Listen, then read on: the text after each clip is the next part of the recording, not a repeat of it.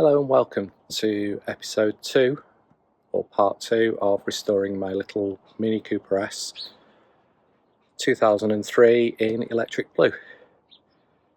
In the last episode I'd got to the point where the top bolt on the clutch was not coming, on the gearbox housing was not coming out for love nor money. It was blocked by the octopus connection.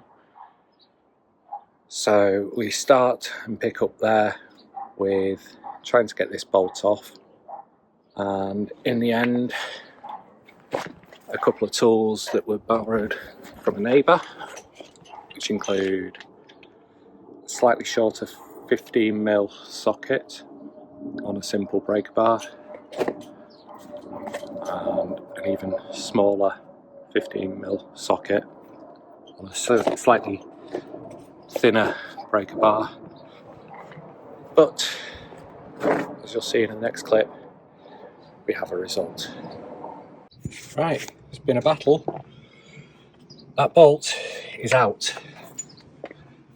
The starter motor came off, which allowed these two cables here more flexibility to give enough room to get the socket onto the bolt. And we now have the nightmare bolt done. Let's progress with cracking on with getting this gearbox off. We have a result. We have the gearbox off. You can see it's obviously had rear main seal. Ignore those droplets, that's from when it's come off. Next, we need to order one of these little reverse E28 reverse Torx, or E7 or 8 or something like that, sockets, and I can finish getting the clutch off and work out what the next steps are going to be.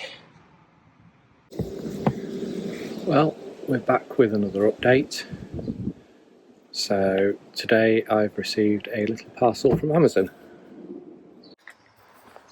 So today I received the E-Torx set, which included the E8, and as a result we now have one clutch off. Looking at the back of the clutch, it has started to wear down the rivets, so I think it was definitely on its last legs.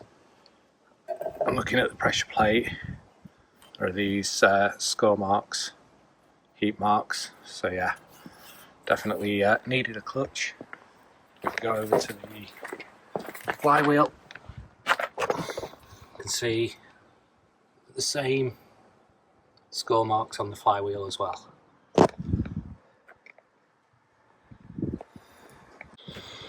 So I think the plan now will be to take the engine out. I think there's only a few bits left holding it in place anyway.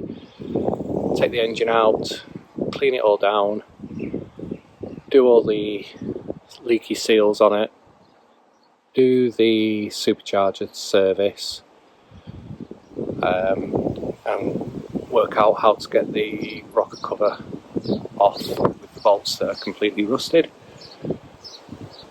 Whilst I'm waiting for an engine crane to arrive, I will probably try and get the two bolts that snapped in the gearbox, get those out that were holding the clutch slave cylinder on, and then go from there.